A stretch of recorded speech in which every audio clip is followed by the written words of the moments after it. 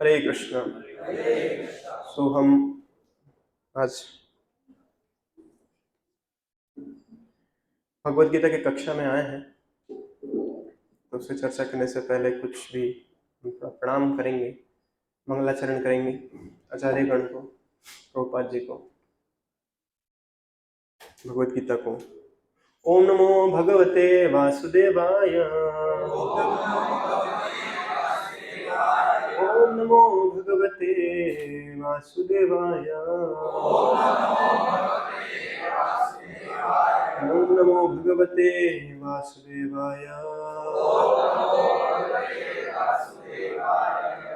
उमज्ञानतिमिरन्धस्य ज्ञानञ्जनशलाकया चक्षुरुन्मिलितं येन तस्मै श्रीगुरुवे नमः।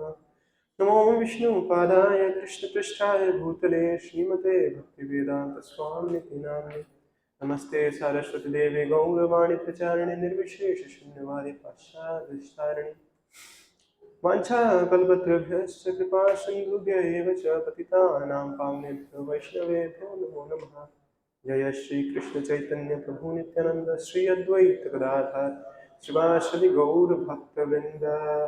हरे कृष्णा कृष्णा कृष्णा हरे हरे, हरे राम हरे राम।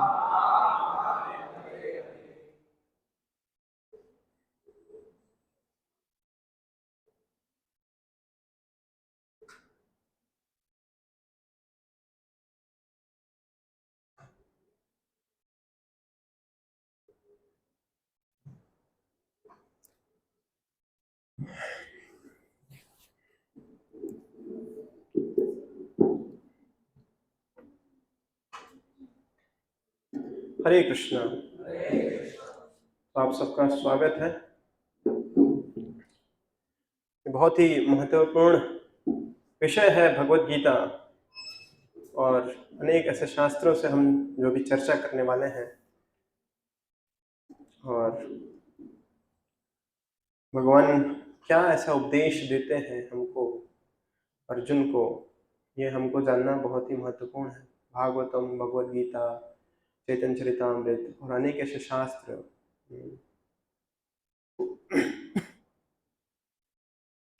हमसे तो पढ़ा नहीं जाता, कहीं सुन ले एटलीस्ट।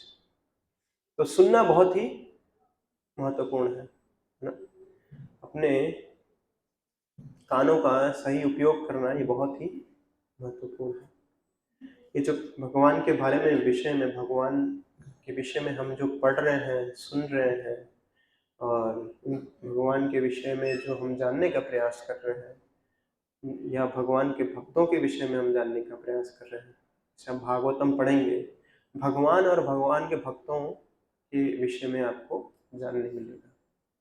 भगवान के विषय में तो हम जानते ही हैं, थोड़ा बहुत प्रयास करते हैं, लेकिन भगवान के भक्तों के विषय में भी, और उनसे जुड़े जो उपदेश हैं हम अपने जीवन में कैसे उतारें, हम उन उपदेशों को अपने जीवन में कैसे धारण करें, और कैसे एक शुद्ध जीवन जीने का प्रयास करें।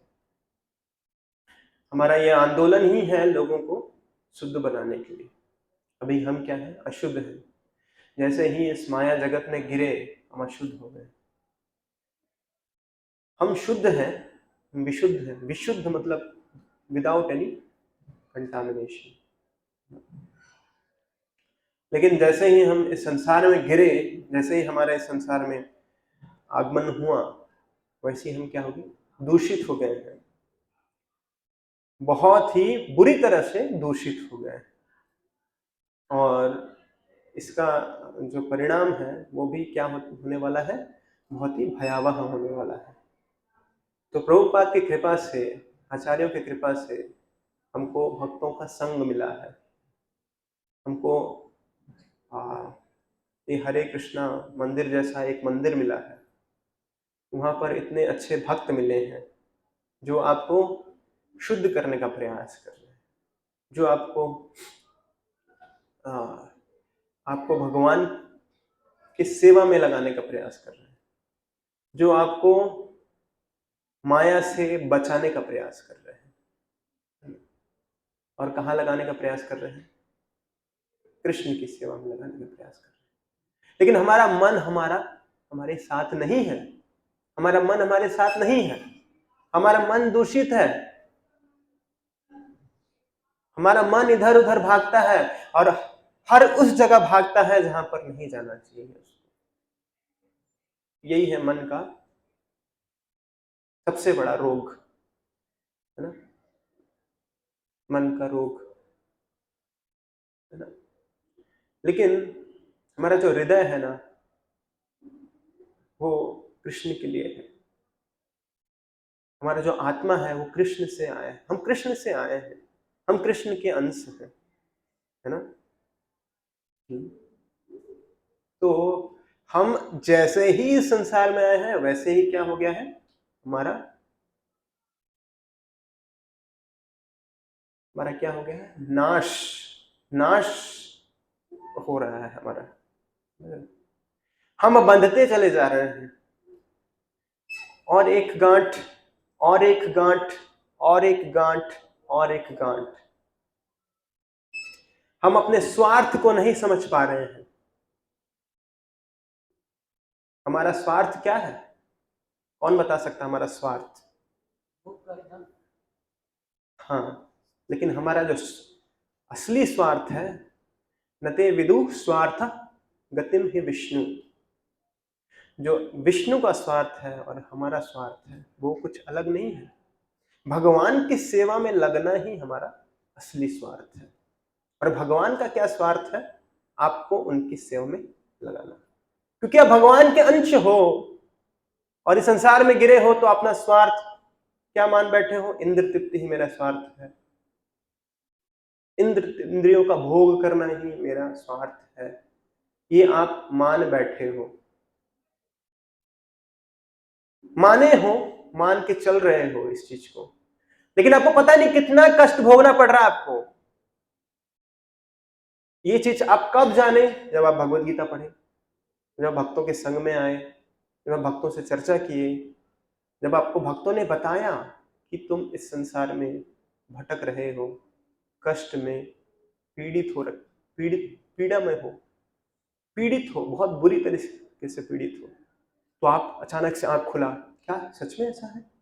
और फिर आप चिंता करते हो, हाँ ऐसा तो है, एक्चुअली मैं पीड़ित हूं, सच में मैं पीड़ित हूं, सच में मैं बीमार हूं। तो मुझे क्या करना चाहिए, मुझे अपना इलाज कराना चाहिए, है ना। जब हमको पता चलता है कि हम बीमार हैं, है ना, तो हम क्या करते हैं, इलाज कराते हैं। और इलाज में क्या होता है, कष्ट होता है। कोई भी इलाज हो कष्ट होता है, कम से कम पैसा भी भरना पड़ेगा, वो भी एक कष्ट है। दवाई लेना पड़ेगा, वो भी एक कष्ट है। दवाई कड़वी लगेगी, वो अलग कष्ट है। इंजेक्शन हो मिलेगा, वो भी एक कष्ट है। ऑपरेशन होगा, वो भी एक कष्ट है। लेकिन आप अपना स्वार्थ देखते हो, सोचते हो कि टेम्पररी कष्ट है, अभी इंजेक्शन ले लूंगा, थोड़ा दुखेगा, लेकिन बीमारी से तो छुटकारा मिलेगा। अभी ऑपरेशन हो जाएगा, थोड़ा कटेगा, कोई बात नहीं, लेकिन जड़ से जो बीमारी हुई है उसका इलाज तो हो जाएगा। तो अपने लॉन्ग रन के स्वार्थ के लिए, अपने बाद के स्वार्थ के लिए, आप बीमारी से मुक्त होना चाहते हो, उस स्वार्थ को देखते हुए आप थोड़ा कष्ट उठाते हो, आप उस कष्ट को उठाने के लिए तैयार हो जाते हो, तो ट्रीटमेंट लेने के लिए हॉस्पिटल जाते हो, तो ट्रीटमेंट लेते हो, एडमिट होते हो, और बहुत बड़ी बीमारी हुई तो और बहुत बुरी तरीके से आपको ट्रीटमेंट किया जाता है। क्यों ट्रीटमेंट कराते हो, उस ट्रीटमेंट में भी तो कष्ट है। लेकिन आप क्या सोचते हो, वो ट्रीटमेंट कराऊंगा तो मैं बाद में खुश रहूंगा, कम से कम ये बीमारी से छुटकारा मिलेगा, जिस बीमारी से मैं ग्रसित हूं वो बीमारी से तो छुटकारा पालूं, कष्ट हो तो क्या हुआ। तो ये जो बीमारी है, इस भौतिक संसार का बीमारी, भोग करने का जो इच्छा है, वो है हमारा असली बीमारी, है ना। वो बीमारी को आप पहचान चुके हो, वैष्णव की कृपा से उस बीमारी को आप जान चुके हो, आप प्रयास कर रहे हो, तभी आप यहाँ ट्रीटमेंट लेने के लिए आ रहे हो। बैक टू गॉड है ट्रीटमेंट, भगवत धाम जाने का ट्रीटमेंट हो रहा है ना। सो उस बीमारी को आप पहचान चुके हो, लेकिन उसमें आप कार्य करिए। क्या कार्य करिए? बीमारी से निकलने के लिए आप ट्रीटमेंट बहुत सीरियसली लीजिए और बांधिए मत अपने आप को। ये कौन कह रहे हैं? भगवान कह रहे हैं ना। भगवान का उपदेश है ये। और बहुत ही कष्ट होगा ट्रीटमेंट में, बहुत ही कष्ट होगा। सफर में निकले हो तो धूप तो लगेगी ना, है ना। तो उस धूप से मत डरिए, उस ट्रीटमेंट से मत डरिए। बहुत लोग बहुत बातें कहेंगे क्योंकि वो इंसान खुद बीमार है और आपसे बहुत बुरी तरीके से बीमार है।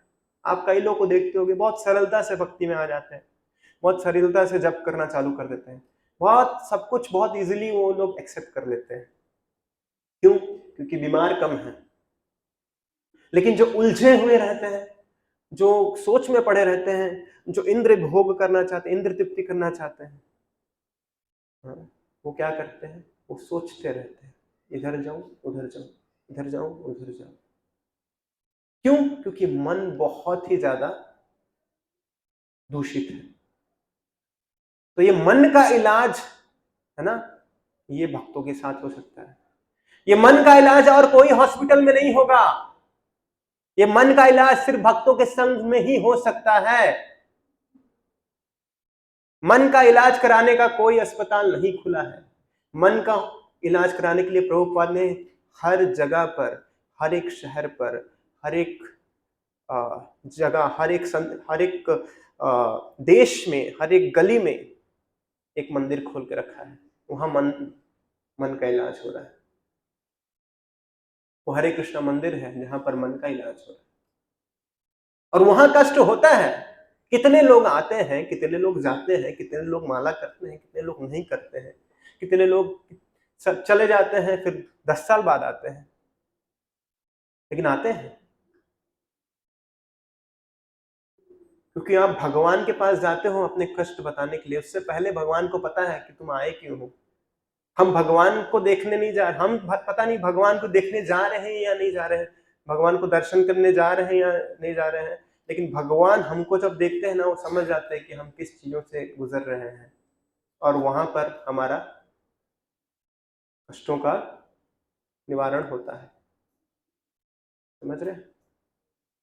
आप मंदिर भगवान को देखने के लिए आते हो या नहीं आते हो, लेकिन भगवान आपको देखते हैं। आप जब राधा रास बिहारी के सामने खड़े होते हो ना, आपको नहीं पता आपको क्या मांगना चाहिए, लेकिन भगवान जानते हैं कि आप क्या चाहते हो। भगवान को पता है कि आपको कौन सी दवाई देनी है। आप अपने बीमारी के बारे में अच्छे से बता पा रहे हो या नहीं बता पा रहे हो, लेकिन डॉक्टर जान चुका है। वो वैष्णव गण, वो भक्त गण जो आपको सहायता कर रहे हैं आपकी बीमारी को ठीक करने के लिए, इस भौतिक संसार की बीमारी जिससे आप बहुत बुरी तरीके से पीड़ित हो, उस चीज से निकालने के लिए आपको प्रयास कर रहे हैं। वो जानते हैं किस रोग से आप पीड़ित हो। अब आपका फर्ज बनता है, ये आपके ऊपर है कि आप लेना चाहते हो या नहीं लेना चाहते हो ट्रीटमेंट। आप ट्रीटमेंट से मत भागिए, नहीं तो क्या होगा? एक और गांठ, फिर एक और गांठ, फिर एक और गांठ। हृदय में, हृदय ग्रंथि, हमारे हृदय में और बहुत सारे गांठ हैं, बहुत सारे गांठ समझते हैं ना आप लोग, नॉट। उस सबको काटना है, एक एक करके काटना है। तभी यहां से शुद्ध होके जहां से आए हैं वहां जा सकते हैं, या जहां हमारा असली अस्तित्व है, हमारा असली जहां घर है, वहां हम जा सकते हैं। यही तो हमारा आशा है। लेकिन क्या पता है यार, हो सकता है या नहीं हो सकता। बोलते तो हैं इस्कॉन वाले, नहीं पता। पूर्ण विश्वास रखिए भगवान के ऊपर। जब आप राधा रास बिहारी का दर्शन करते हैं तो आप क्या मांगते हैं? हाँ, क्या मांगते हैं? क्षणिक चीजों के लिए, क्षणिक चीजों की आशा मत करिए, टेम्पररी चीजों टेम्पररी चीजें मत मांगिए। आप कुछ, जैसे एक महिला थी जंगल में लकड़ी उठा रही थी, है ना, और बहुत शुद्ध थी वो, और लकड़ी उठाते उठाते उठा नहीं पाई, बहुत सारी लकड़ी थी उसके पास, और कृष्णा को बुलाई उन्होंने, भगवान मेरा हेल्प करो, कोई तो उठा दो भगवान। और सही में भगवान वहां पर आ गए, प्रकट हो गए। जब उनको पता चल गया ये भगवान है, तो उन्होंने क्या मांगा, भगवान आप आए ही हो तो ये लकड़ी को मेरे सिर पे रख दो। हम और बोझा मांग रहे हैं, इसलिए भगवान नहीं आते। भगवान आ भी जाएंगे, स्वयं राधा रासबेरी आपके सामने प्रकट भी हो जाएंगे, तो आप क्या मांगेंगे? जिस चीज से आप अभी थोड़ी देर के लिए पीड़ित हैं, वो चीज का रिलीफ मांगेंगे। ये नहीं बोलेंगे भगवान मुझे अपने साथ ले चलो, बहुत कष्ट है संसार। ये नहीं बोलेंगे भगवान आप जहां हो ना आपके साथ ही रहना चाहता हूं। आप ये बोलेंगे ये जो बोझा मैं नहीं ढो पा रहा हूं ना, उसको और डाल दीजिए, थोड़ा सा उठा दीजिए। कोई अमीर व्यक्ति के पास आप जाके 1000 रुपए का नोट मांगोगे तो क्या मतलब? लाखों रुपए मांगोगे, करोड़ों रुपए मांगोगे, या उस अमीर आदमी का दास बन जाओगे, सर्वेंट बन जाओगे, तो आप भी उसी तरीके से जीवन जियोगे। जैसे क्रिकेटर्स लोग होते हैं, या फिल्म कलाकार लोग जो बड़े बड़े शहरों में जाते हैं, बड़े बड़े देशों में जाते हैं, तो उनके मैनेजर्स हैं, उन लोग भी same facilities to some extent, थोड़ी ऑलमोस्ट सेम फैसिलिटीज उनको मिलता है। मैनेजर्स होते हैं, उनके उनके क्रू मेंबर्स होते हैं, है ना? तो एक जब भगवान का सेवा में आप जुड़ोगे तो आप क्या हो जाओगे? भगवान के एक मेंबर हो जाओगे आप। ऑलरेडी हम भगवान के ही हैं, लेकिन हम भूल चुके हैं। वो याद दिलाने का काम कौन कर रहा है? भक्तगण, कि भाई याद करो। हम भगवान से पृथक नहीं हैं, अलग नहीं हैं, हम भगवान के हैं। हमारे अंदर जो क्वालिटीज हैं वो भगवान के ही हैं। हमारे अंदर भी जो क्वालिटीज है वो भगवान के ही क्वालिटीज है, लेकिन क्या है, बहुत कम मात्रा में है। इससे पता चलता है भगवान भगवान है और हम हैं। हम भगवान नहीं बन सकते, लेकिन उन क्वालिटीज के होने के कारण, उन गुणों के होने के कारण हम भगवान से अपने आप को तुलना करते हैं। मैं अच्छा, इतना अच्छा सुंदर क्यों नहीं दिखता? मेरे अच्छे बॉडी क्यों नहीं है? हाँ, मुझे लोग देखते क्यों नहीं है? मैं इतना आकर्षित, अट्रैक्टिव क्यों नहीं हूं? ये भाव आता है ना? क्यों आता है? क्योंकि ये भगवान से आया है। हाँ? तो हमको भगवान की सेवा में जुड़ना है, भगवान बनने के लिए नहीं, भगवान की सेवा में जुड़ना है, भगवान का दास बनने के लिए भगवान की सेवा में जुड़ना है ना? और भगवान से ये याचना करना है, ये प्रार्थना करना है कि हमको उनकी सेवा में जन्म जन्मांतर तक लगाए रखें। ये हमको प्रार्थना करना है भगवान से, है ना? और फर्क देखिए, अभी आप यहाँ बैठे हैं, आप भगवान के बारे में चिंता कर रहे हैं। शायद आप लोगों में से कोई कर भी नहीं रहा होगा। कर रहा है? कौन कौन भगवान के बारे में सोच रहे हैं अभी? कौन कौन घर के बारे में सोच रहे हैं? कौन कौन गर्लफ्रेंड के बारे में सोच रहे हैं? कौन कौन रिलेशनशिप के बारे में सोच रहे हैं? कौन कौन अपने जीवन के उस सारे, हो सकता है आप अपने जीवन में ऐसे कष्टों से गुजर रहे हो जहां पर आपको कुछ समझ नहीं आ रहा हो। ऐसे प्रॉब्लम्स भी आते हैं,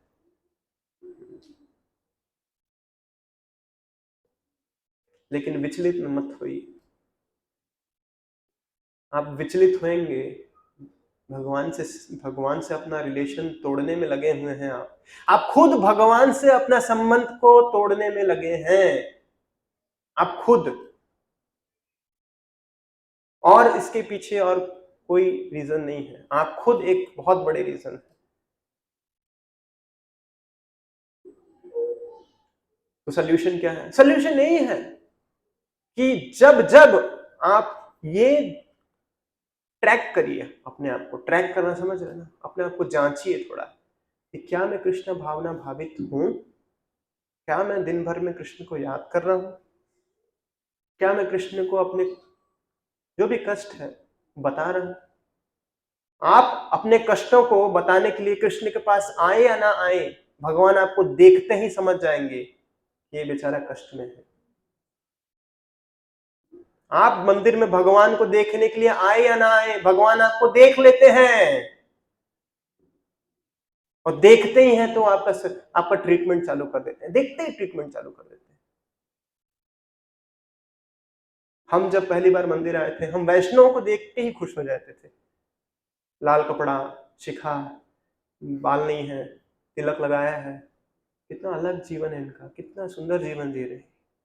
इस सबसे कितना ज्यादा हमको हमारे हृदय में एक उफान सा उठता था, हम भी ऐसा कभी जीवन में करेंगे।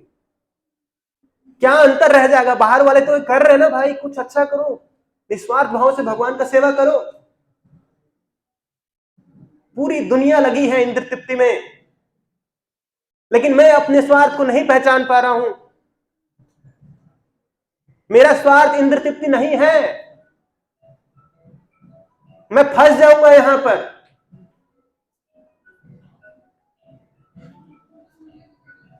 मैं फंसा हुआ हूं ऑलरेडी, मुझे निकालो। ये आपका प्रार्थना होना चाहिए भगवान से, वैष्णव से। भगवान तो दूर की बात है, वैष्णव को पकड़िए आप उनसे प्रार्थना करिए कि मुझे इस संसार के इस भव बंधन से निकालिए, मैं फंसा हूं, बहुत बुरी तरीके से फंसा हूं और नहीं फंसना चाहता।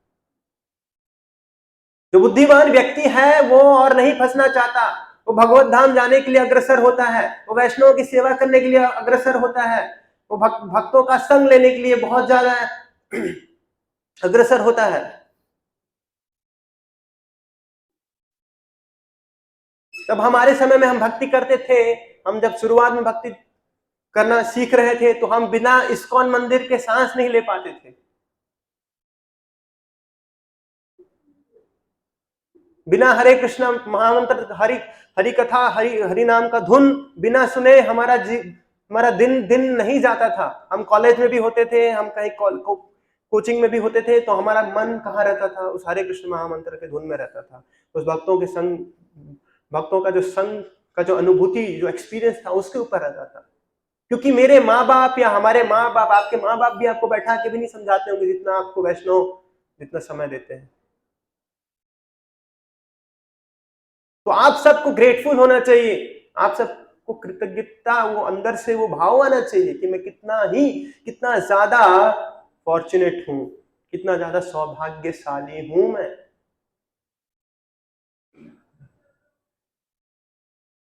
जब भी मन करे इंद्र तृप्ति करने का, आप वैष्णव को याद करिए, प्रभुपाद को याद करिए, प्रभुपाद के सैक्रिफाइसेस को याद करिए, प्रभुपाद की जो इतने सारे उन्होंने हमारे लिए कष्ट पीड़ा उठाए हैं, उन चीज को याद करिए, पढ़िए, सुनिए, लेकिन अकेले नहीं हो सकता। जो माया ग्रसित जीव है उसको एक क्षण भी अगर मिलता है तो वो इंद्र तृप्ति में संलग्न होने का प्रयास करता है। उसी तरह जब कृष्ण भावना भावित व्यक्ति है, उसको अगर एक क्षण भी मिलता है तो कृष्ण भावना भावित होना चाहता है, वो मंदिर जाना चाहता है, वो राधा राजबिहारी के दर्शन करना चाहता है, वो भक्तों का दर्शन करना चाहता है, वो भक्तों का संग लेना चाहता है। अगर आप ये बोलोगे नहीं मैं उस स्तर पे नहीं हूं, तो लाओ अपने आप को उस स्तर पे लाना होगा। नहीं तो बहुत कष्ट में आप ही जाओगे। नहीं मेरा नहीं है उतना, मेरे भाग्य में नहीं है। भक्ति भाग्य से नहीं होती, भक्ति कृपा से होती है। और वैष्णव आपको कृपा करना चाहते हैं। आप क्या कृपा लेना चाहते हैं? कौन कौन कृपा लेना चाहता है? आपकी इच्छा अनुसार आप भक्ति कर सकते हैं। आपके कर्म में भक्ति नहीं था, आपके कर्म में तो पीड़ा ही है, आपके कर्म में तो कष्ट ही है, तभी तो भी संसार में आए हो। सड़े हुए संसार में आया हो, सड़ने के लिए संसार में आया।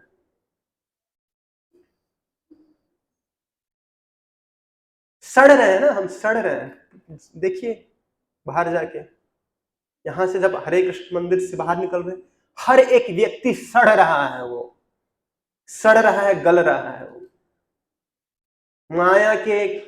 मायाबद्ध जीव कृष्ण को भूल के इस संसार में कष्ट में, दुख में, पीड़ा में सड़ रहा है।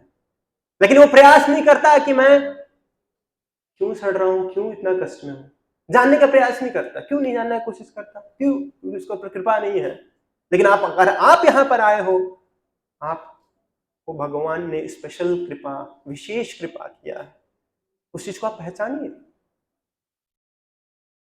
हर एक व्यक्ति कृष्ण का अंश है, हर एक व्यक्ति भगवान का अंश है, और हर एक व्यक्ति भगवान से दूर होना चाहता है। यही हमारा रोग है। एक्चुअली हम भगवान से प्रेम करना चाहते हैं, लेकिन प्रेम कहीं और कर बैठते हैं। एक्चुअली हम भगवान का सुंदर मुख देखना चाहते हैं, लेकिन हम सुंदर मुख किसी और का देखते हैं और वहां फंस जाते हैं, और क्योंकि विश्वास नहीं है भगवान में। सही बात करें तो विश्वास नहीं है भगवान में। विश्वास है।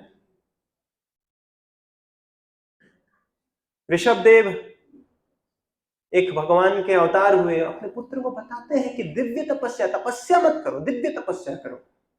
तपो दिव्यम पुत्र कायेन सत्वम शुद्धेते अश्वान ब्रह्म सौख्यम तु अनंतम। दिव्य तपस्या करो, ब्रह्म सौख्यम तु अनंतम, अनंत रूप में तुमको ब्रह्म सौख्य सुख मिलेगा। दिव्य तपस्या करने के लिए, तपस्या तो बाहर में उन लोग भी कर रहे हैं, बाहर में अनशन में बैठ रहे हैं या भूखमारी में बैठ रहे हैं, अपने आप को भूखा रख रहे हैं, और क्या दल है, बहुत सारे से दल हैं, पॉलिटिकल दल, राजनीतिक दल, सब कर रहे हैं। लेकिन दिव्य तपस्या क्या होता है? भगवान के सेवा में अपने आप को लगाकर तपस्या करना। जो तपस्या आपको भगवान के करीब ले जाए, वो होता है दिव्य तपस्या, वो होता है तपो दिव्यम पुत्र कायेन सत्वम। अपने पुत्रों को समझा रहे ऋषभदेव, वो बता रहे हैं कि भगवान की सेवा में लगो, भगवान की वाणी को सुनो, भगवान के बारे में जिज्ञासा करो।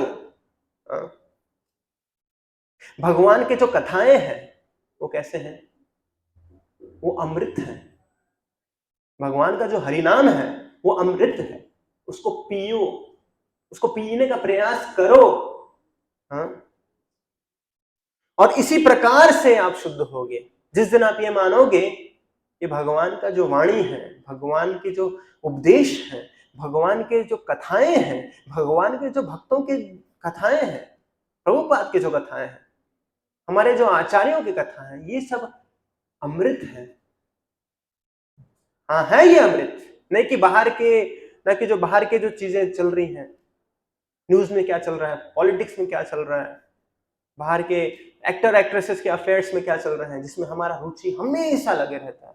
कौन एक्ट्रेस का किसके साथ शादी हुआ, कौन क्रिकेटर का कितना कमा रहा है, अरे मुझे भी वैसा बनना है, अरे ये इतना अच्छा दिखता है, मुझे भी कुछ करना है। तो हम इस शरीर से अपने आप को बहुत ज्यादा आइडेंटिफाई करते हैं, हम अपने आप को बहुत शरीर मान के रखे हैं। शरीर नहीं है हम। बहुत ही मुश्किल है इस चीज को मानना, है ना?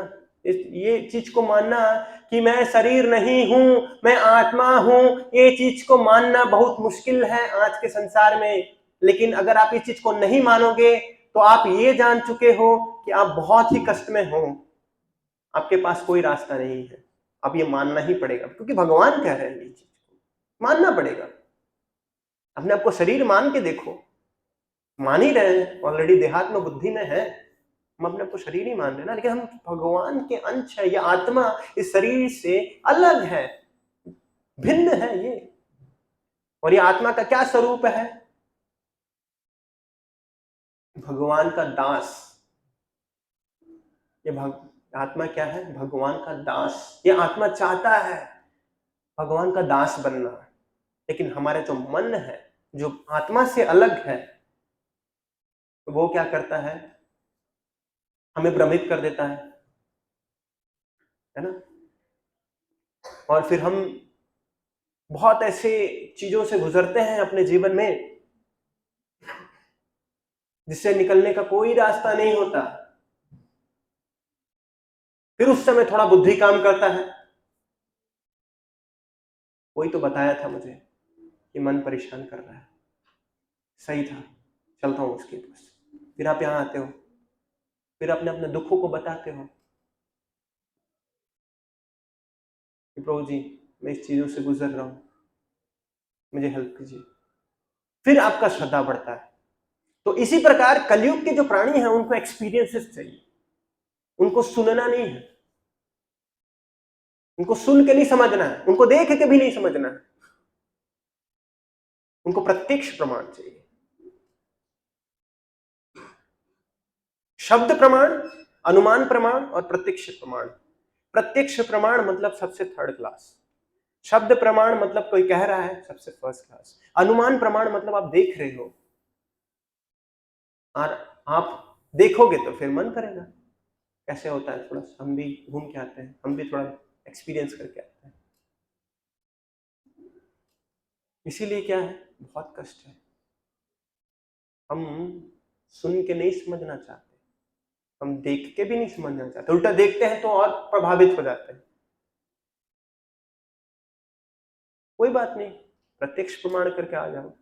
प्रत्यक्ष प्रमाण करने भी जाते हैं तब भी नहीं आते, उसके भी नीचे चले जाते हैं, बार बार एक्सपीरियंस करना, बार बार कष्टों में घुसना, बार बार जान रहे हैं कि नहीं सही नहीं है, जानते हुए भी हम इस तरीके से अटैच हो जाते हैं कि हमको सब कुछ सत्य लगता है।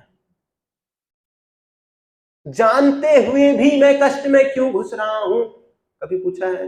ये चीज अर्जुन ने भी पूछा है भगवान से। भगवान बोलते हैं काम है अर्जुन,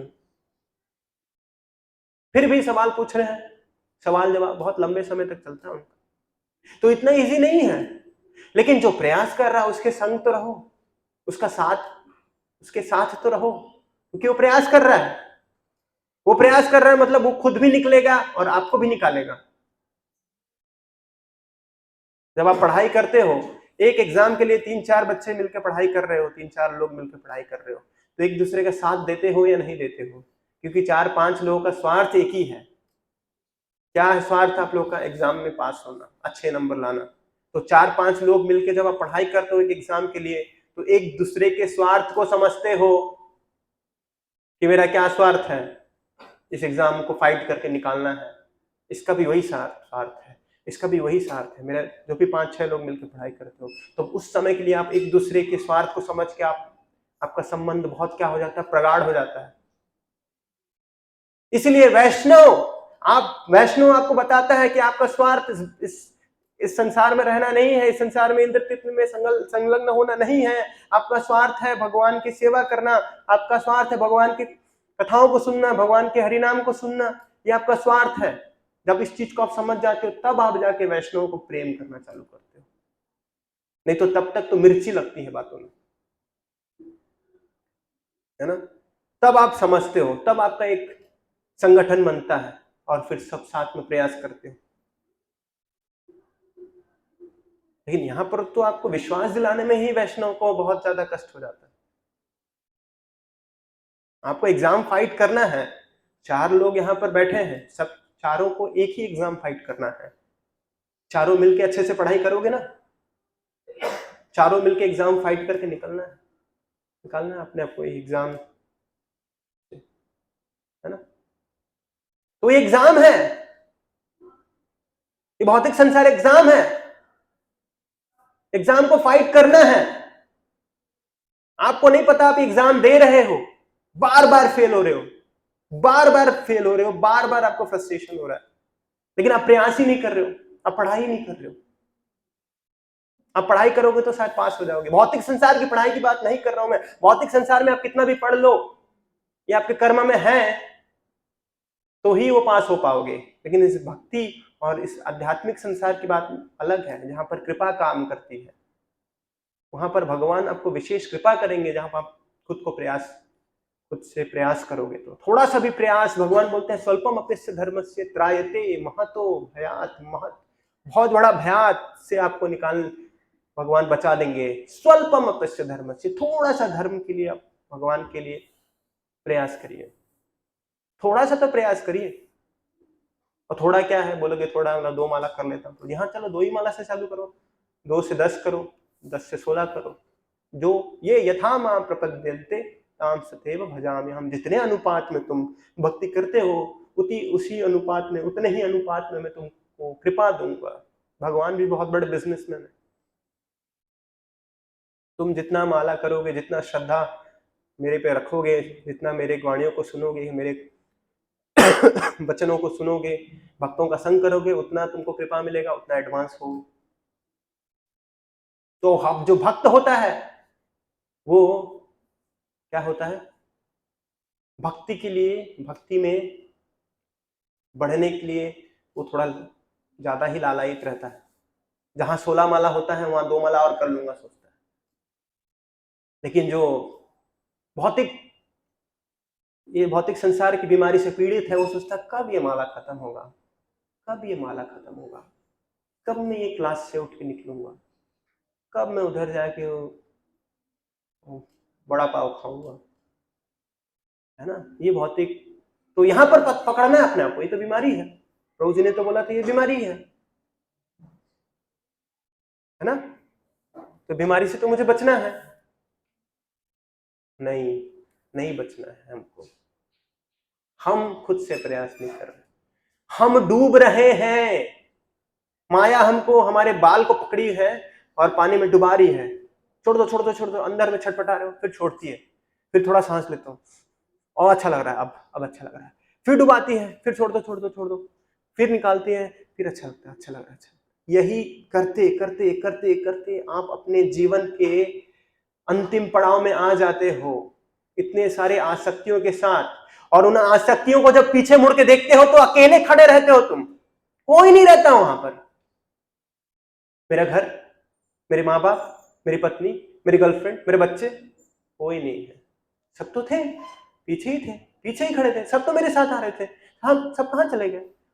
अब मैं अकेला हूं, अब मेरे साथ कोई नहीं है। कहां गए वो सब? याद करिए, बचपन से अभी तक कौन था आपके साथ, अब अभी कौन है? माँ बाप हैं, रिलेटिव्स हैं, चले जाएंगे वो भी। अब जब अकेले खड़े रहोगे इस पहाड़ में, Cliff of the mountain Prabhupada बोलते हैं, वो अकेले उस चोटी पे खड़े रहोगे जहां से आपको धक्का देने वाला है काल, ये समय, आपका समय खत्म होने वाला है, और पीछे देखोगे कोई नहीं है, कोई तो बचाओ मुझे। तो क्या करोगे आप? किसको बुलाओगे? तब कृष्णा कृष्णा करोगे, तब आएंगे कृष्णा। जीवन भर तुमने पाप किया, जीवन भर तुमने कोई वैष्णव की बात को सुना नहीं, कोई भक्तों का संग नहीं किया, जीवन भर तुम माया में पड़े रहे, जीवन भर तुमने मजा लिया, और लास्ट में प्रभुपाद बोलते हैं कि जब अंत समय मेरा आएगा तो मैं कफ वात पित्त से मेरा जब गला भर जाएगा, तब मैं कृष्ण का नाम कैसे लूंगा। प्रभुपाद ये भजन भजन नहीं है, ये एक श्लोक है कुलशेखर महाराज का, जहां पर वो भगवान से प्रार्थना करते हैं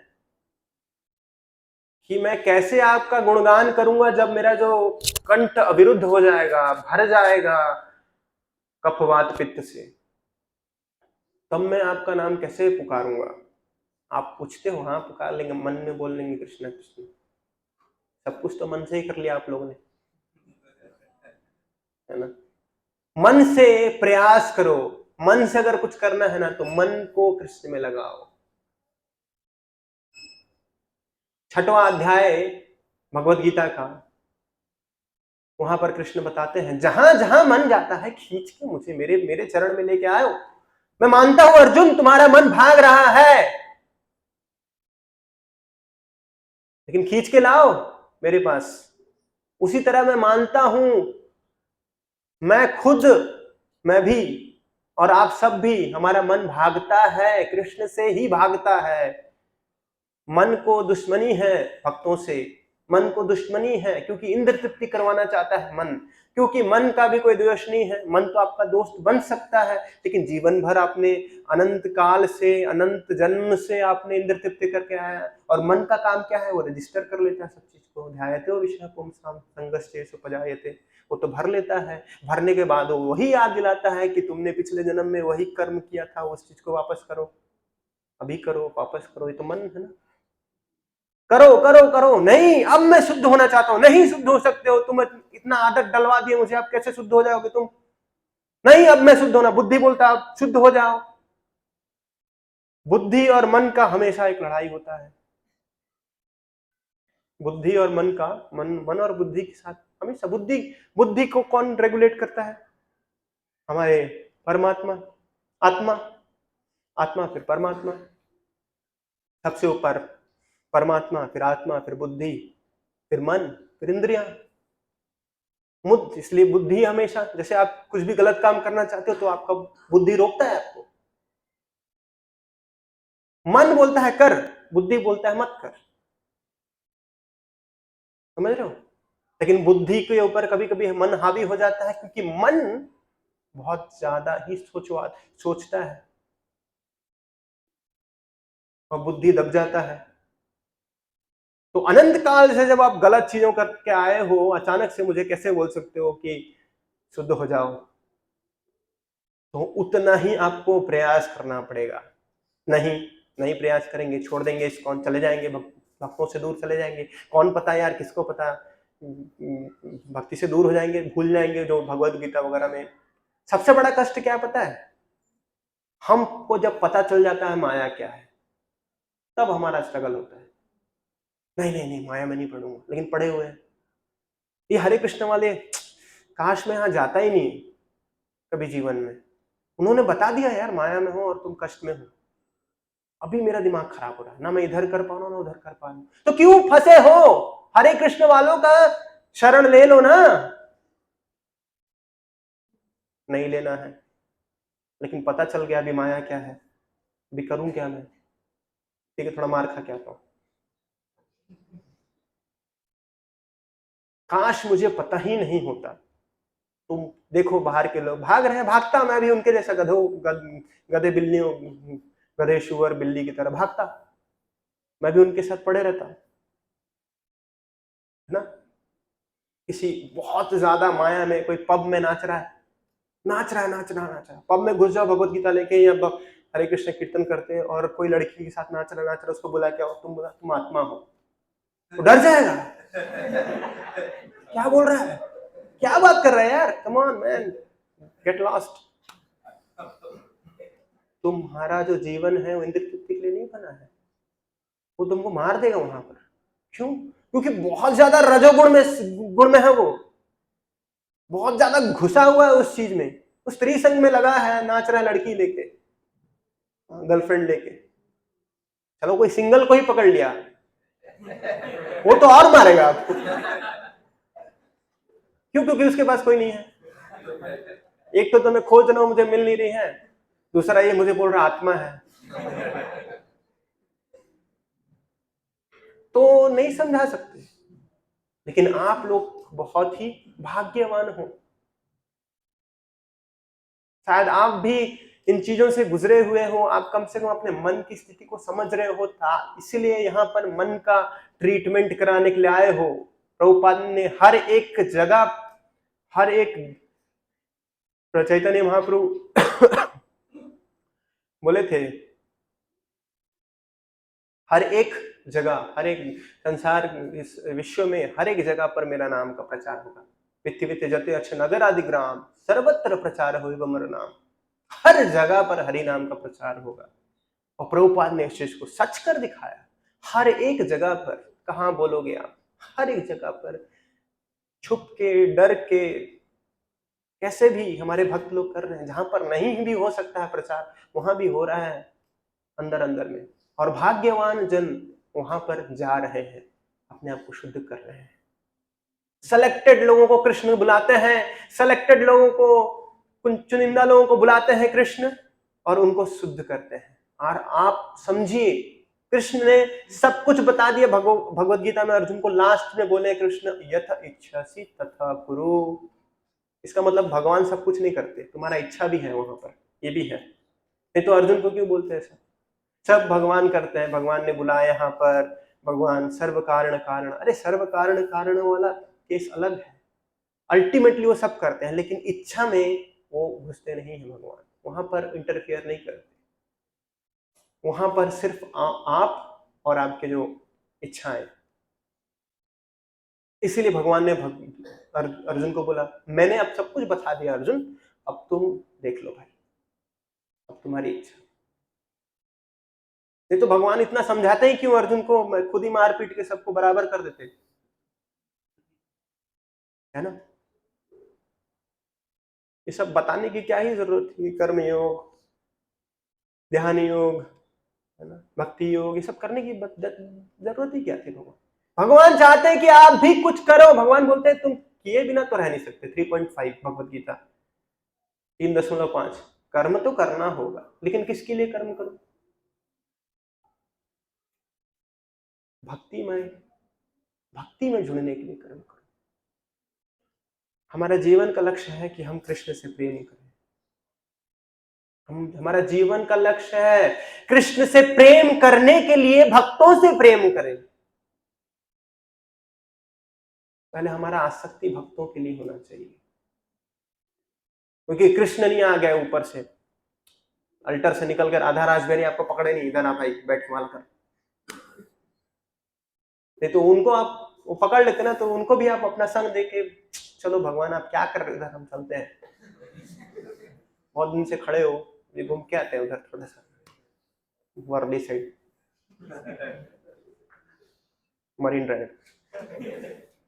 भगवान के साथ भी भगवान बोलते हैं भगवान को देखना है, देखना है, देखना है। अरे यार, भगवान को तुम देख लोगे ना, पागल हो जाओगे। भगवान को देख लोगे तो, जैसे अभी हम इंद्र तृप्ति में पागल है ना, इसलिए हम नहीं देख पा रहे भगवान को। जैसे शुद्ध होंगे तब जब भगवान को देखने लायक होंगे। अभी तो देख रहे हैं ना, राधा राजेश्वरी स्वयं है, वो देख रहे हैं कि मेरे पुत्र, मेरे बच्चे, मेरे अंश, मेरे संतान यहाँ पर पीड़ित है, तो उनको उनके सेवा के लिए मैं अपने आप को एक रूप में, एक अर्चा विग्रह के रूप में आता हूँ और उनको सेवा देता हूँ। सेवा करेंगे तो शुद्ध होंगे, तब वो आएंगे इधर भगवत धाम। लेकिन अभी हम भगवान अगर कुछ बोलने भी लग जाते ना, तुम उनको परेशान कर देते, पका देते हम, इसीलिए नहीं आ रहे हैं भगवान। जैसे आप अभी वैष्णव को बैठा के पकाते ही रहते हो। हर एक भक्त आपको अल्टीमेटली कृष्ण के पास ले जाना चाहता है, अल्टीमेटली यही बताना चाहता है कि तुम्हारा कोई संबंध नहीं है भौतिक संसार में, और ये संसार टेम्पररी है, सब कुछ बता देता है। उसके बाद भी आप लगे रहते हो, आप निष्कर्ष में पहुंचते ही नहीं हो, समझते ही नहीं हो, अल्टीमेटली उसका भाव ही नहीं समझते हो, अपना ही कष्ट बताने में लग जाते हो। क्या करेगा, छोड़ देता है, ठीक है, ओके आओ, थोड़ा घूम के आओ, मरीन ड्राइव मिलते हैं। फिर जब आप आते हो संसार में बहुत सारे एक्सपीरियंसेस लेके, जो भी बोला था प्रभु जी आपने सही बोला था, अब कुछ नहीं, अब कुछ मत बोलो, अब बोलने की जरूरत नहीं, अब मैं बोलूंगा। चल इधर आ रहे, हरे कृष्ण महामंत्र कर, चला भक्त, तुम आत्मा हो, जिसको भी बोलोगे तुम आत्मा हो। क्योंकि उस समय समझे नहीं थे जब प्रभु जी समझा रहे थे, अब कोई समझाया है तुमको बाहर से, बहुत ज्यादा एक्सपीरियंसेस दिया। बिल्वा मंगल ठाकुर थे, एक बहुत ही बड़े महान भक्त थे। थोड़ा काम के आवेश में आकर वो स्त्री संग करने का प्रयास किए। स्त्री संग जब प्रयास किए तो इतना ज्यादा वो आवेश में आ गए थे, जिस वैश्या के पास वो जाते थे, रात को उनको कामुक हो गए, और रात को उस वैश्या के पास गए जाते थे। और उस दिन अचानक से उनको एक इच्छा हुआ स्त्री संग करने का, और वो भागे हैं उस वैश्या के पास। और जाते जाते उनको रास्ते में बहुत ऐसे परेशानियां हुई, बारिश हो रही है, अंधेरी रात है, dead of the night, dead night, और पार करना था नदी, तो नदी पार किए, नाव था नहीं, डेड बॉडी को लकड़ी समझकर पार कर गए। डेड बॉडी जा रही थी, उसको लकड़ी मान लिए और तैर के पहुंच गए। ठीक है, पहुंच गए। वहां जब फ्लोर में चढ़ना था, लॉक है, तो पीछे से खिड़की से ट्राई किए। उस समय का नहीं पता क्या सिस्टम था, बट एक सांप लटका हुआ था, उसको रस्सी मान लिए, अंधा, पूरा अंधा। ठीक है ना, 2 दिन पहले वैलेंटाइंस डे गया है, कुछ दिन पहले, तो सांप के पूंछ को पकड़ के, सांप भी बेचारा क्या करेगा अपने आप को बचाने के लिए, वो भी टाइट फंसा हुआ है कहीं। अभी इसको चढ़ गया है उसके ऊपर और खिड़की में एंट्री मारे पीछे से। तो जो वैश्या है वो डर गई बेचारी। अरे, क्योंकि स्त्री जो होती है वो उतना ज्यादा अटैच नहीं होती है आपसे जितना वो आप उनसे होते हैं। और दैट्स अनदर टॉपिक नाउ। तो पहुंचे तो उनको उस वैश्या ने एक शब्द कहा। क्या कहा कि इतना जो आसक्ति मेरे लिए है, अगर आप कृष्ण के प्रति रख करते तो आप भगवत धाम या भगवान की सेवा में निरंतर लग जाते और आप इन कष्टों से दूर हो जाते। आंखें खुल गई उनकी और फिर रुके ही नहीं वहां से, डायरेक्ट ब्रजधाम ब्रजमंडल वृंदावन के लिए पलायन कर गए। वहां भाई किसी ब्राह्मण पत्नी को देखा, उसके पीछे लगे तो फिर उनका बुद्धि काम किया, वो अंदर घुस गए और उसके साथ संग करने का प्रयास किया। लेकिन लास्ट समय में उनको भगवान का कृपा हुआ, उन समझ गए कि मैं माया में हूं। उन्होंने बोला कि मुझे आपका वो पिन मिल सकता है क्या जो बाल में लगाए हो आप? यस, निकाले पिन को दो थोड़ा फैलाया आंख के बाहर, फोड़ दिया अपने आप। ना मैं देखूंगा ना मैं किसी का विचार करूंगा, विरक्त। भी आप लोग ऐसा मत करना। बोलते हैं ना, वो लाइन आता है, don't try it at your home. तो लेकिन मन में तो बसा हुआ ना कुछ चीजें, इंप्रेशंस, कहाँ कब तक। लेकिन वो शुद्ध भक्त थे, वो एक उदाहरण दे रहे हैं। और फिर कृष्ण उनके पास, वो एक जगह पर बैठ के भजन करते थे वृंदावन में। कृष्ण उनको डेली दर्शन देते थे, अंधे को दर्शन देते थे, वो जानते थे कृष्ण ही है ना। तो हम अपने इंद्रियों से भगवान को नहीं देख सकते, हम सेवा से देख सकते हैं। सेवन मुखे ही जीवादो स्वयं एवं स्तुते अद्य। ठीक है, इसके साथ मैं समाप्त करूंगा। आपके कुछ प्रश्न हैं, आपके कुछ टिप्पणी है, कुछ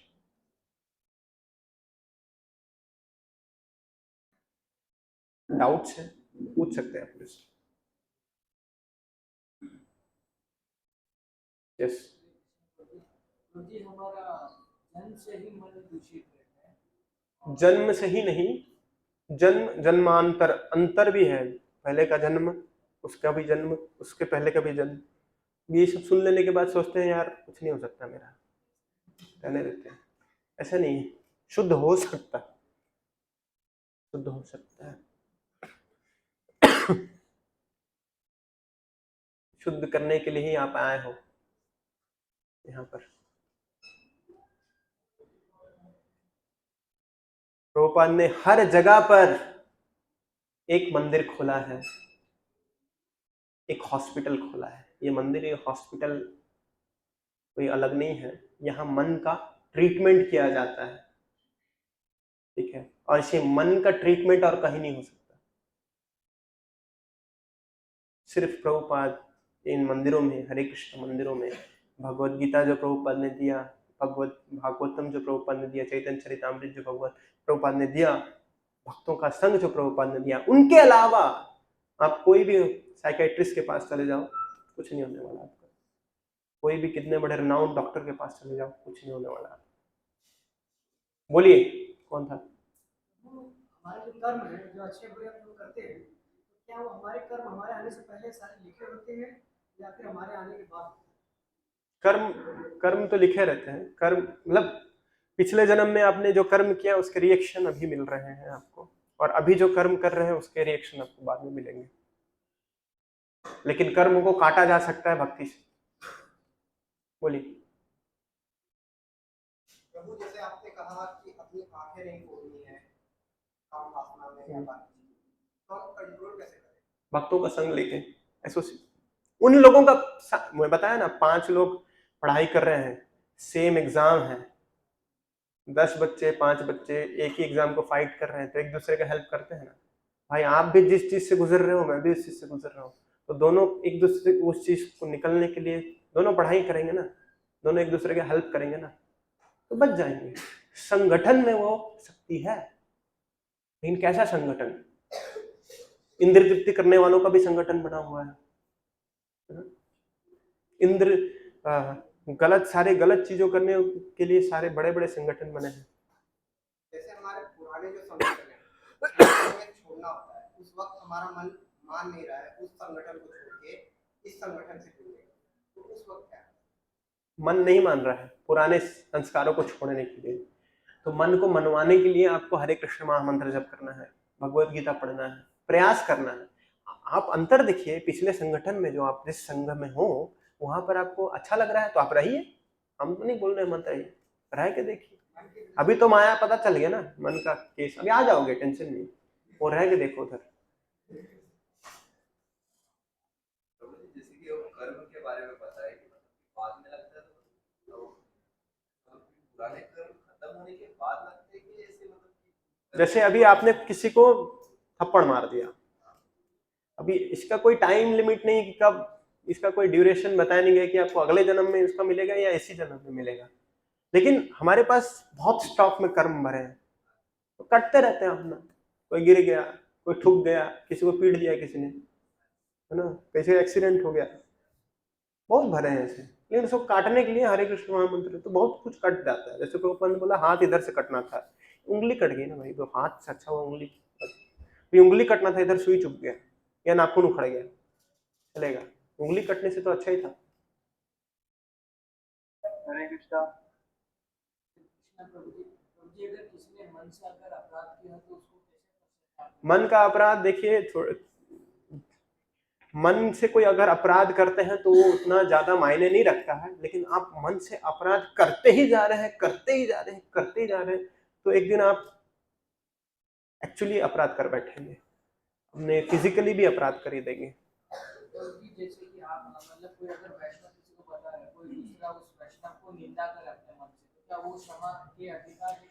निंदा तो नहीं करना चाहिए, लेकिन अगर आपका मन थोड़ी देर के लिए घसीट भी देता है आपको अपराध की तरफ, तो आपको रोक देना चाहिए, नहीं नहीं, ऐसे नहीं सोचना चाहिए, ये भाव होना चाहिए। सडनली आपको करेक्ट करना चाहिए, नहीं ऐसा नहीं है।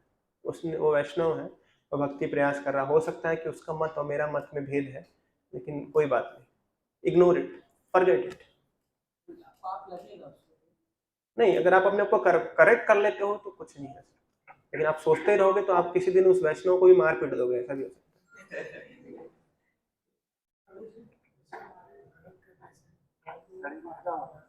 थोड़ा सा रुकिए, ऑफलाइन है, फिर मैं आपको कमेंट सेक्शन पढ़ेगा प्लीज। कमेंट। कृष्णा ब्रो, हाँ क्या बोल रहे हो?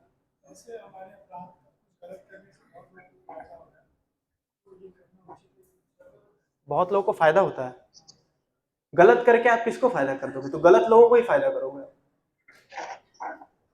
गलत लोग करके गलत लोगों का फायदा मत करो, गलत लोगों का फायदा मतलब इस संसार में फायदा मतलब बहुत बड़ा नुकसान। कुछ भी फायदा कर रहे हो यहाँ पर रुकने का, आप अपने ऐशो आराम को बढ़ा रहे हो, पैसा कमा रहे हो, या कुछ भी कर रहे हो फंसाने के लिए। Yes, by chanting Hare Krishna,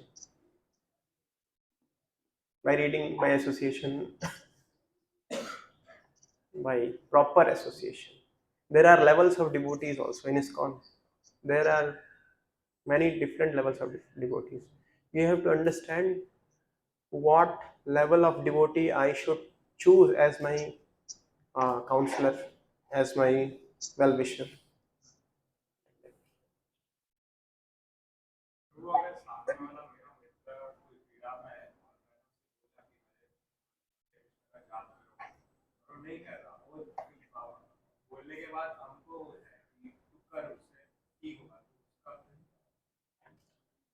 देखिए, जो वैष्णव होता है वो पर दुख दुखी होता है, दूसरे के दुख में दुखी होता है वो, इसलिए हम जब देखते हैं किसी को पीड़ा में है तो हम उसको हरे कृष्णा महामंत्र का जप सिखाते हैं।